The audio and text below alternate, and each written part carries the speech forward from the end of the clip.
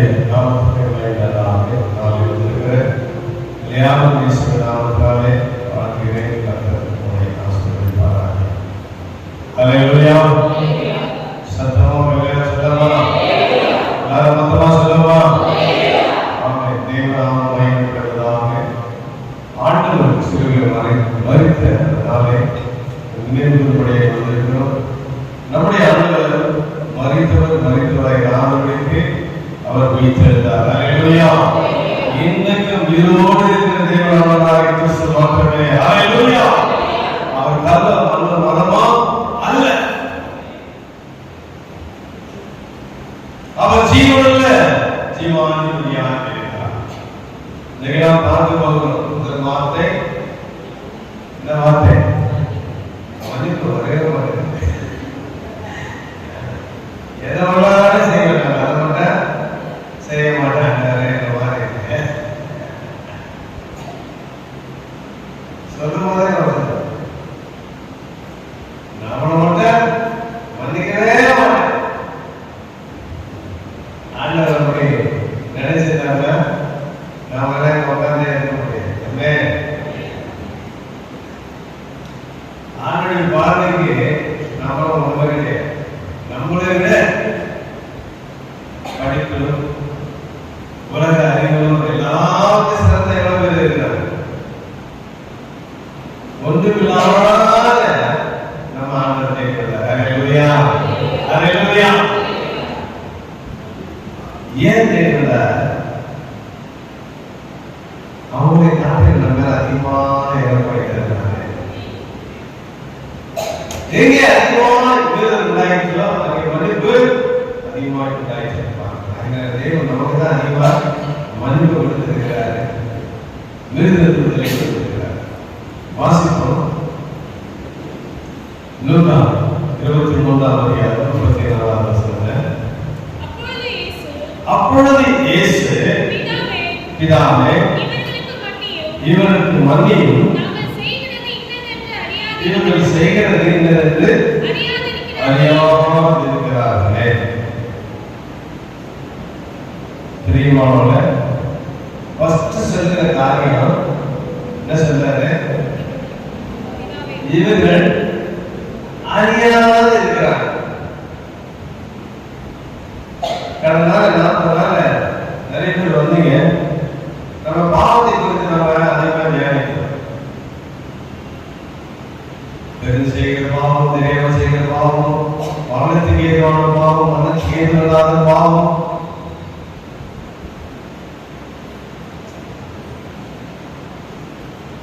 எதெல்லாம் செஞ்சா மரணத்துக்கு போவோம் என்பதை குறித்து நாம் தியானிக்கிறோம்.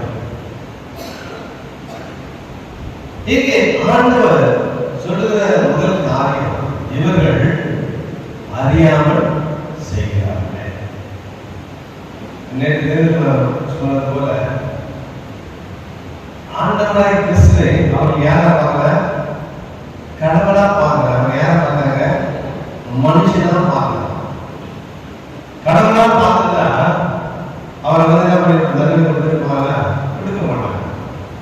மக்களை பார்த்து ஏலம் பண்ணிருப்பாங்க, சிரிச்சிருப்பாங்க, சிரிச்சிருக்க மாட்டாங்க. ரோடுல வேடிக்கை பார்த்துருப்பாங்க, வேடிக்கை பார்த்துருக்க மாட்டாங்க.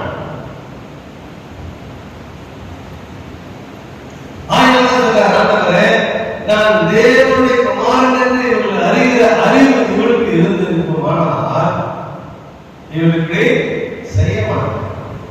என்ன பண்ணுற ஆண்டவர் யாருக்கு தெரியாது.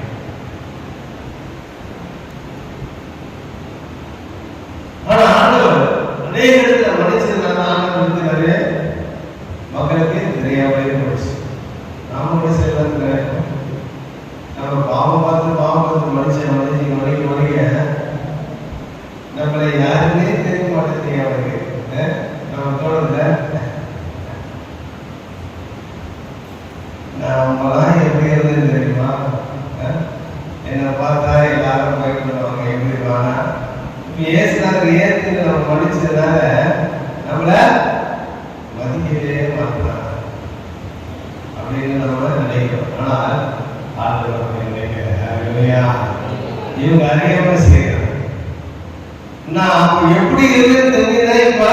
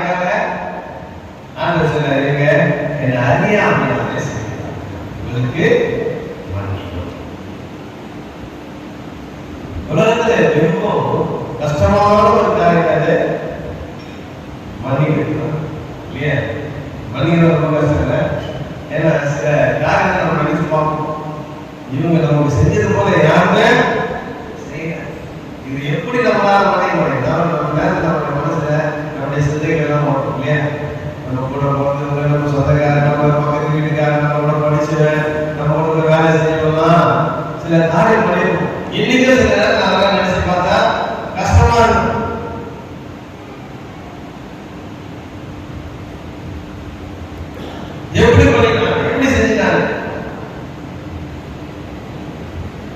ஏன்னா இருக்கிறதுலே வெகு கடினமான ஒரு காரியம் என்னது? மன்னிப்பு. அதான் கர்த்தர் சீரியல் முதல் வார்த்தையே எது கடினமோ அதை முதல்ல வந்துச்சு. அல்லேலூயா. சத்தமா சொல்லுங்க, எல்லாரும் மொத்தமா சொல்லுங்க. கட்டளையில எப்படி பாருங்க, முதல் கட்டளையா வச்சாரு என்ன வச்சாரு?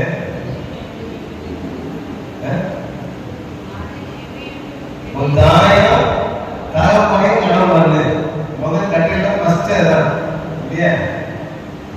முதல் கட்டளை தாய் தகப்பனை கணவன். ஏன்னா இன்றைக்கு தாய் தகப்பனை கணவன் கொள்ள மாட்டது இல்லையா? பங்காங்க அது கல்யாணம் ஆகிட்ட பிறகு தாய் தகப்பன அனாதை ஆசிரியர் போய் சேர்த்துறாங்க.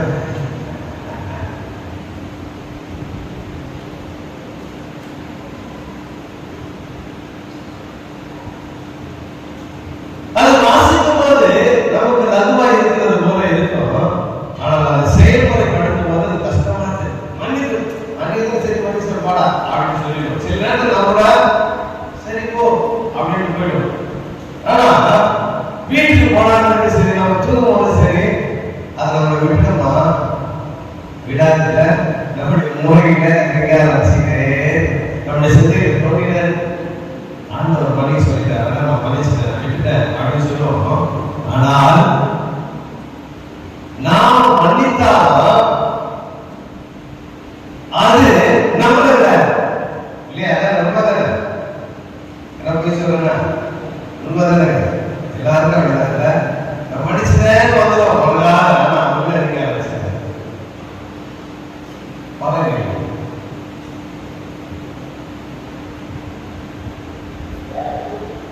மன்னித்தது மறந்துடணும், அவ்வளவுதான். அதை இறந்து பண்ணிடணும். அந்த சப்ஜெக்ட் இறக்கக்கூடாது, அவ்வளவுதான், முடிஞ்சு போச்சு. கர்த்தரால செய்ய முடியாத காரியம் ஒண்ணு கிடையாது.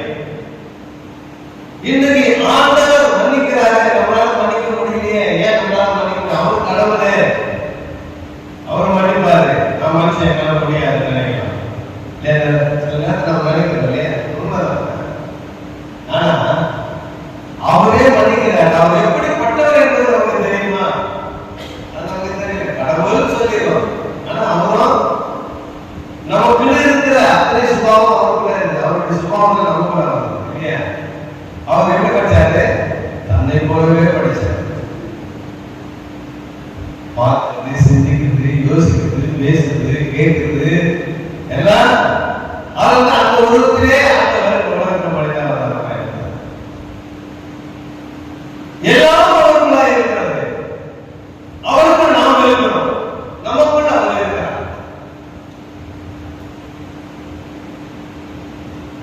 மனிதர் என்பது மிகுந்த கடினமான ஒன்று.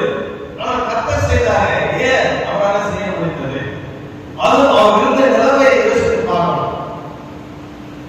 நாம சாதாரணமான நிலைமையே இருந்தால் நம்மளால மன்னிக்க முடியாது. ஒண்ணு இல்ல,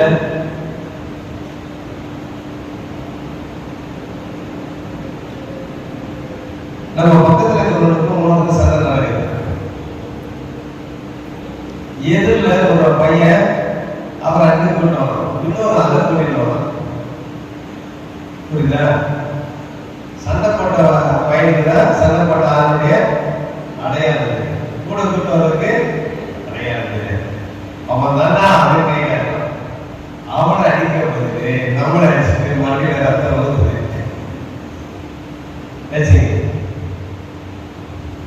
இப்போ அவன் சொன்ன சாரி, அவன் நினைச்சு அடிச்சுட்டேன் சொன்னா நம்ம தான் கொடுப்பான்.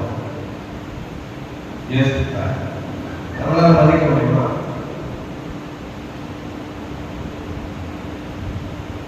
தெரியாம தான் அடிச்சுட்டான். ஆனா அவன் சாரி கேட்கறான், தெரியாம அடிச்சுட்டேன்.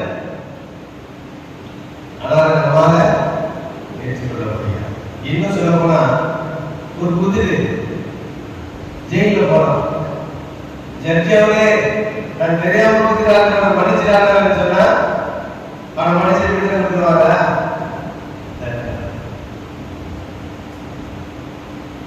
ஏன் பாவத்துக்கு மன்னிப்பு கிடையாது. ஆனால் மன்னிக்கிற அதிகாரம் ஆண்டவருக்கு உண்டு.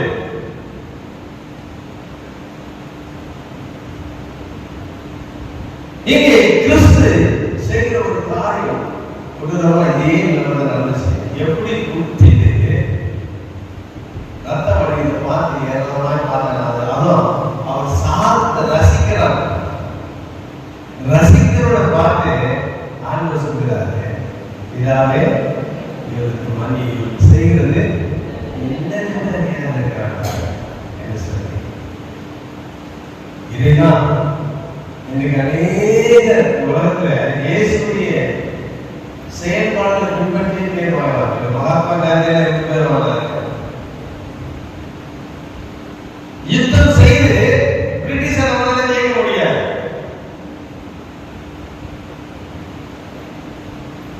ஆர்மி நிமித்தமாக ஜெயிக்க முடியும்.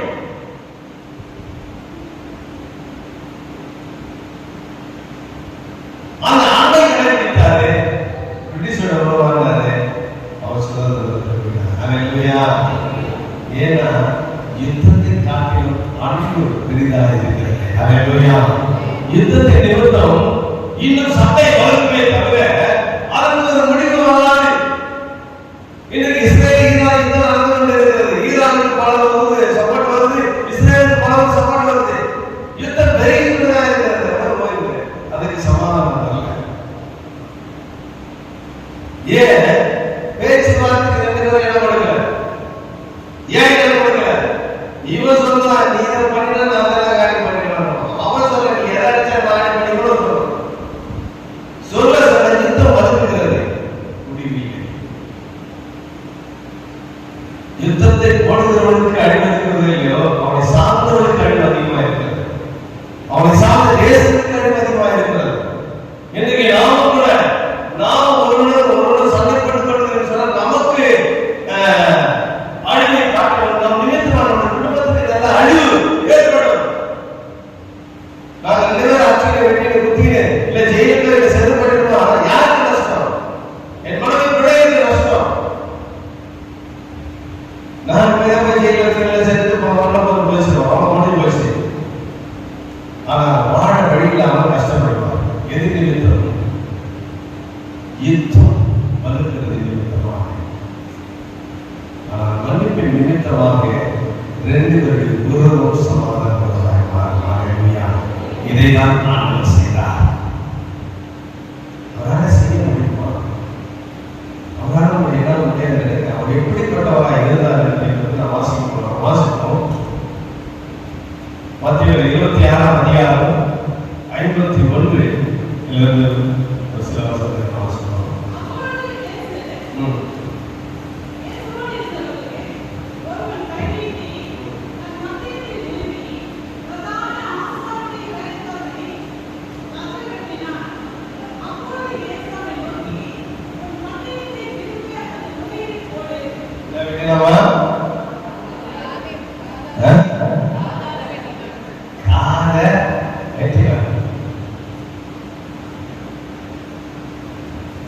இப்போ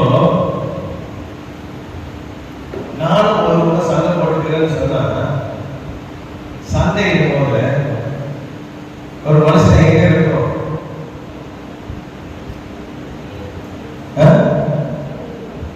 வயிற்றுல குத்துவோம், கையை வெட்டுவோம், காலை வெட்டுவோம், இல்ல கழுத்தை வெட்டுவோம்.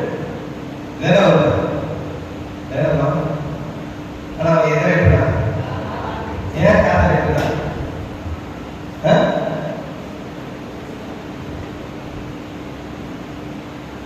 முன்கோபம் எப்பவும் ஆபத்து. ரொம்ப கோபப்பட்டோமா நம்ம என்ன செய்யறது நினைக்கிறோமோ அதுக்கு மாறான நடக்கும். சமையல் செய்வது பாருங்க, கோபத்தோட செஞ்சா உப்பு பதில சர்க்கரை கிடைக்கும். இல்ல உப்பு தூள் வந்து சோட்டா மாவு கொட்டுறாங்க இருக்கிறாங்க. 2மே வெளியான நினைக்கிறது. இல்ல உலகத்துல அளவு அதிகமா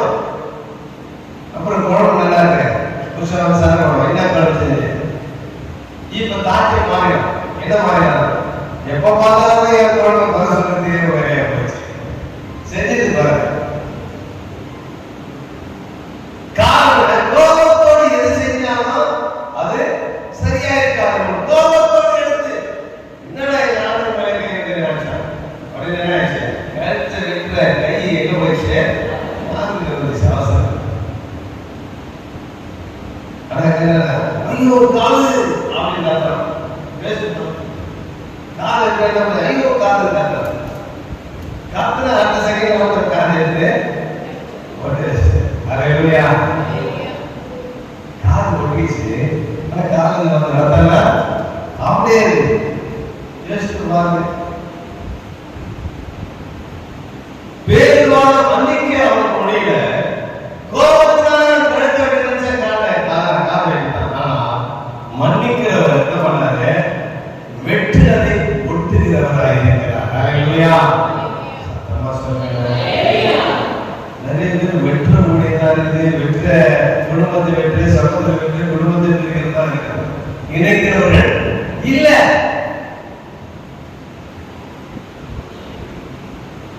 வேறு வெற்றியா கர்த்தர் ஒட்டினார். ஹல்லேலூயா. நாம வெட்டுகிற காரியத்தை செய்கிறோமா, ஒட்டுகிற காரியத்தை செய்கிறோமா என்பதை நாம் சிந்தித்து பார்க்க வேண்டும்.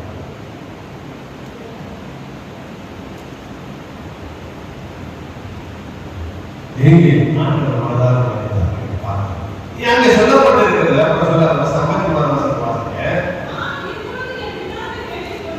இப்பொழுது நான் என் பிதாவை வேண்டிக் கொண்டால் 12 லேகியோனுக்கு அதிகமான தூதர்களை அனுப்பி எனக்காக இறங்கி போய் யுத்தம் பண்ணிருக்க மாட்டார்களா என்று ஒரு சர்ச்சை இருக்கிறார். நீ கோபத்தில் கழுத்தை நினைச்சு காத்திருக்க. இப்ப நான் ஒரே ஒரு செகண்ட் நான் சொல்லி தரேன். 12 லேகியோனுக்கு மேலான தூதர் வந்து இறங்கிருப்பான். இறந்தாங்க என்ன நடக்கிற வேலை என்ன நடக்க யோசிச்சு பாருங்க. அவ்வளவு அதிகாரம் பெற்றவர், ஆனால் அவர் மன்னித்தார். ஹல்லேலூயா. சத்தமா சொல்லுங்க. இன்னொரு வசனத்தை வாசிப்போம்.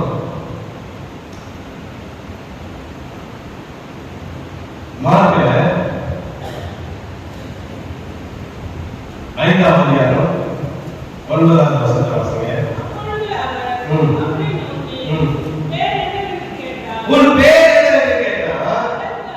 அதற்கு அவன் நாங்கள் அநேகராய் இருக்கிறபடியாலே லேகியோன் என்றான். நீ யோசித்து பாருங்க. அங்க சொல்றாரு 12 லேகியோனுக்கு மேலன்னு சொல்றாரு. இங்க விசாரணை பிடிச்சிருக்குது. உன் பேர் என்னன்னு சொன்னாங்க. இங்க லேகியோன் சொல்றோம். அப்ப லேகியோன் யாருமா? விசாரிச்சு அப்ப ஆண்டவர் விசாரிச்சு எந்த மாதிரி சொன்னாரு?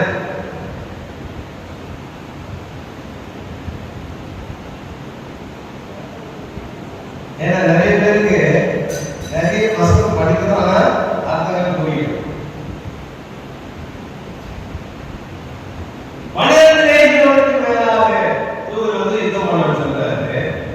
இங்க சொல்றா நாங்க என் பேரு லேகியோன். அது சொல்றதுக்கு நாங்க அநேகரா இருக்கிறபடினால லேகியோன். அது 13ஆவது வசனத்தை வாசிங்க.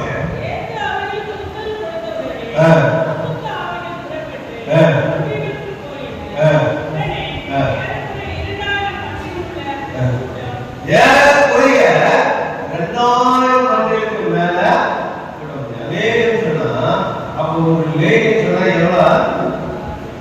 2000 மேல சொன்னா அதிகமா 2000 வச்சுங்க. அப்போ ஒரு லேகியோன் என்பது விசாசம் கிடையாது, தூதரம் கிடையாது. அது ஒரு நம்பர்ஸ். ஓகேவா? புரியுதா? அப்ப லேகியோன் என்பது ஒரு எண்ணை குறிக்கிறது. அப்ப இங்க சொல்லப்பட்ட ஒரு எண், ஒரு லேகியோன் என்பதற்கு எது இருந்தது? 12,000 பேர்.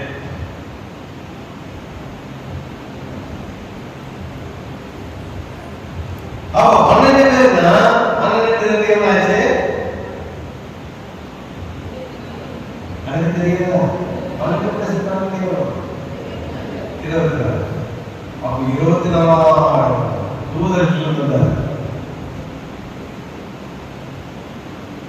24 தூதர் வந்து இறங்கினா என்ன சொல்றாங்க?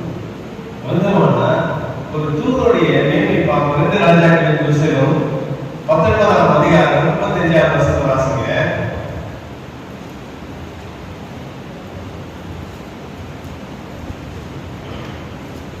2 ராஜாக்கள் 19:35.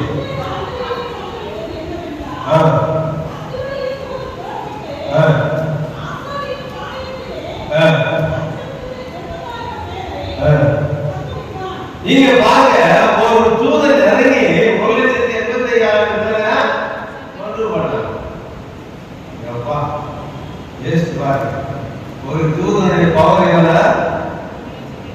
1,80,000 பேர். அப்ப 24,000 தூதன் இறங்கினா எத்தனை ஆயிரம் பேர் வெட்டு போட்டாங்க? யோசிச்சு பாருங்க.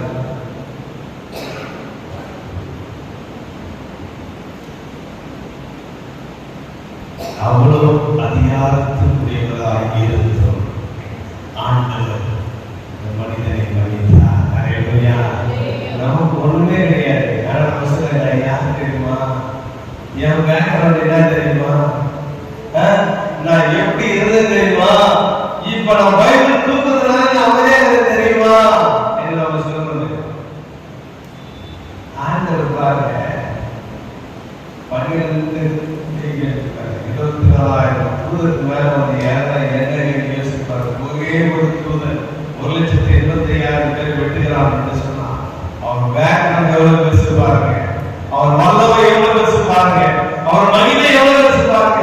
அவ்வளவு மகிமைக்குரியவராய், அவ்வளவு வல்லமைக்குரியவராய், அவ்வளவு மகத்துவத்துக்குரியவராய் இருந்தாலும் கூட அவர் என்ன செய்கிறார்? இதாவே எங்களுக்கு மன்னியும்.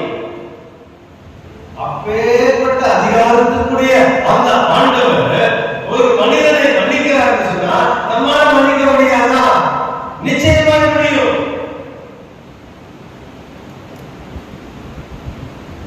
அதே நேரத்தில் நம்மால மன்னிப்பு கேட்க முடியாத, மன்னிப்பு கேட்கணும். தப்பு செஞ்சோமா?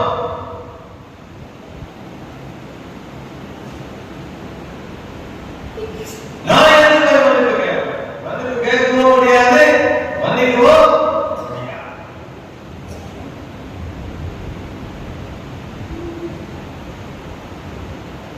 அத்தனை அதிகாரத்துக்குரியவராக இருந்த ஆண்டவர் நம்மால நிச்சயமா செய்யும். ஆண்டவர் சொல்கிறார், வாசிப்போம். 19ஆம் அதிகாரம் 15ஆம் வசனத்தை வாசிங்க.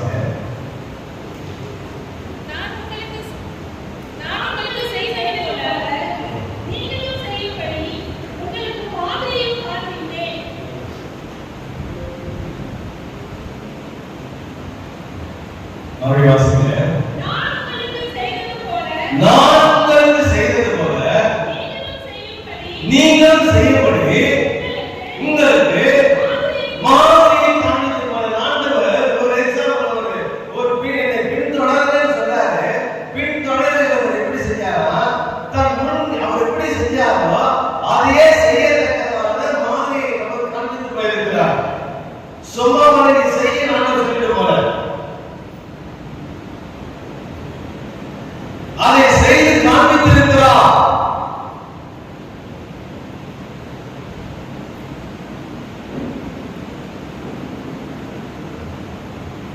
ஒரு முறை ஒரு மருத்துவர் சிகரெட் குடிக்கிறவர் போனார். போயிட்டு ரொம்ப இருளா இருக்குது, என்ன செய்யணும் அப்படின்னு சொல்லி அந்த டாக்டர் கேட்டார். அந்த டாக்டர் மருந்து எழுதி விட்டு ஒரு 5 நாள் கழித்து மறுபடியும் வந்து பாருங்க. ஏன்னா சிகரெட் பிடித்ததுனால லேசெல்லாம் ரொம்ப கருத்து போயிடுச்சு. இருமல் தொடர்ச்சியை கொண்டுகொண்டே இருந்தது.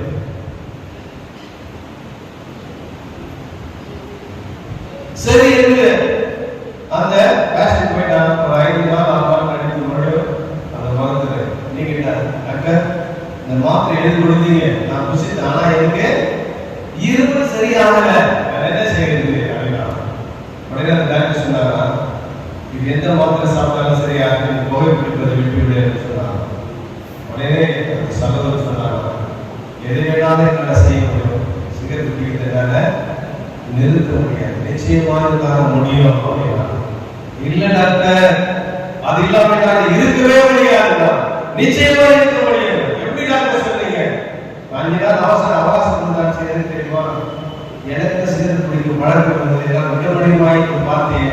5 நாள் கழித்து நான் அதை விட்டு நிச்சயமாக மாற முடியும் என்று சொன்னார். நிலையில சொல்லுகிற நம்மால முடியாது எதுவுமே முடியாது. நாம தான் நினைச்சுட்டு இருக்கிறோம் இது என்னால முடியாது, என்னால செய்ய முடியாது நினைக்கிறோம். அதனாலதான் அதை செஞ்சு காட்டிட்ட பிறகுதான் அந்த மரத்தை ஆலோசனை கொடுத்தார். அதே போல என் தேவன் கூட நீங்க இதை செய்யுங்கன்னு சொல்ல அதை செய்து காண்பித்துட்டு இதன்படி நீங்கள் செய்கிறது கற்றுக்கொண்டிருக்கிறார். தேவன் பயன்படுத்துவான். இப்படிப்பட்ட தேவன் உலகத்துல ஒருவர் உண்டாய் சிந்தித்து பாருங்கள், கிடையவே கிடையாது. அப்படிப்பட்ட மகிமைக்குரிய தேவனுடைய ஆண்டவராக இருக்கிறது. ஏதோ சொல்லிட்டு போகிறவர்கள் அதை செய்து காண்பித்தார். நான் செய்தது போல நீங்கள் செய்ய வேண்டும் என்று மாற்றி வைத்திருக்கிறேன். எப்படி இந்த உலகத்தை வாழணும், எப்படி இருப்பதை, எப்படி நடந்துள்ளது என்பதை நான் வைத்திருக்கிறேன் என்று சொல்கிறார். அது மாத்திரமல்ல, ஒரு வார்த்தை சொல்றார், வாசிங்க. லூக்கா 6ஆம் அதிகாரம் 21ஆம் வசனத்தை வாசிங்க. உங்களை சபிக்கிறவர்களை ஆசீர்வதியுங்கள், உங்களை நிந்திக்கிறவர்களுக்காக ஜெபம் பண்ணுங்கள். வாசிங்க. உன்னை ஒரு கன்னத்தில் அறைகிறவனுக்கு மறு கன்னத்தையும் கொடு. ஒரு கன்னத்துல அறைஞ்சா என்ன பண்ணுங்க? மறு கன்னத்துல உன் அங்கியை எடுத்துக் கொள்ளுகிறவனுக்கு உன் வஸ்திரத்தையும் எடுத்துக்கொள்ள தடை பண்ணாதே. நீங்க சொல்லப்பட்டிருக்கு. ஒரு கன்னத்துல அறைஞ்சா மறு கன்னத்துல கொடு. அப்படியே முடியுங்க. ஆண்டவர் அடிக்கிறீங்க. ஆண்டவர் என்ன பண்ணாரா? அமைதியெல்லாம் இல்லை. நீங்க சொல்ல அந்த வசனத்தை நம்ம நல்லா சிரிச்சு பாருங்க. வசனம் மறுபடியும் வாசிங்க. உங்களை சபிக்கிறவர்களை இந்த வசனம் பாருங்க. உன்னை ஒரு கன்னத்தில் அறைகிறவனுக்கு ஒரு கன்னத்தில் அறைகிறவனுக்கு மறு கன்னத்தை கொடு என்று சொல்லப்பட்டிருக்கு. தம்பிங்க பார்ப்போம்.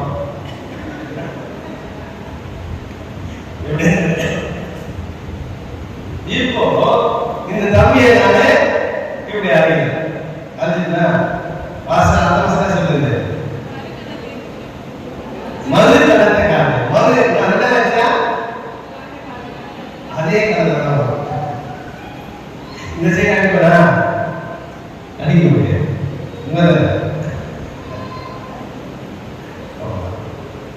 ஒரு கன்னத்தை நினைச்சா மறு கன்னத்தை காட்டு. அப்படிதான் ஒரு கன்னத்தை காட்டு. திருப்பி அதே கன்னத்தை நினைச்சா திரும்ப அப்படி அல்ல. ஒரு கன்னத்தை அழைத்த உடனே நீ அமைதியா இருந்தாங்க. அவன் நடித்ததுக்கான மனது மறுத்துவான். இது சிலுவையில் நடந்த ஒரு காட்சியை பார்க்கிறோம். ஒரு சேவன் நீட்டி எடுத்து குற்றுகிறான்.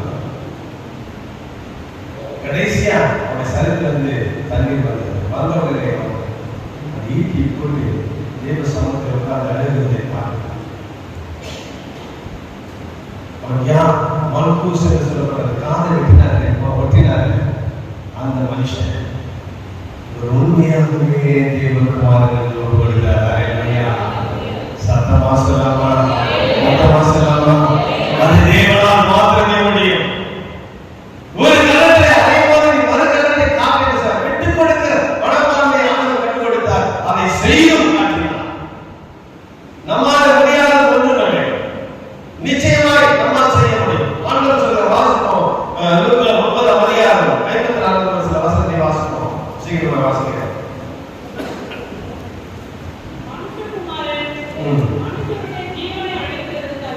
ஜீவனை அழிக்கிறதுக்கல்ல, ஜீவனை ரட்சிப்பதற்காக வந்த ஜீவனை கொடுக்கிறவங்க. ஆண்டவர் சொல்லுகிற வார்த்தை ஒருவன் அழிப்பதற்காக அல்ல. ஒருவன் அடிச்சா திருப்பி அடிச்சு அவனை காயப்படுத்துகிற வேலை அப்படி வேலை இல்லை. 12 யோகிகள் வந்து அவருக்கு எதிரான கண்ணாமரமா வெட்டி போக முடியும். ஆனால் அவருடைய நோக்கம் அதுவல்ல. அவர் ரட்சிக்கப்பட்டு தேவராஜ்யத்தில் சேர்க்கப்பட வேண்டும் என்ற நோக்கம் அவருக்குள்ளாக இருக்கிறார். அது மாத்திரம் ஆதியாகமத்தில் 12ஆம் அதிகாரம் 3ஆம் வசனம் சொல்கிறது, உங்களை ஆசீர்வதிக்கிறவர்களே ஆசீர்வதிங்கள்.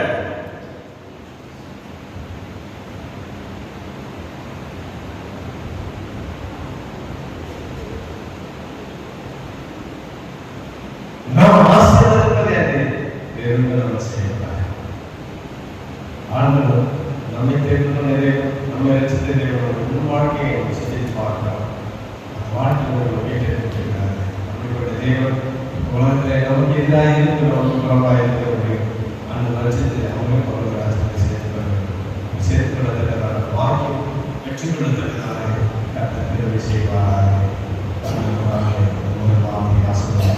ஹல்லேலூயா. ஹல்லேலூயா.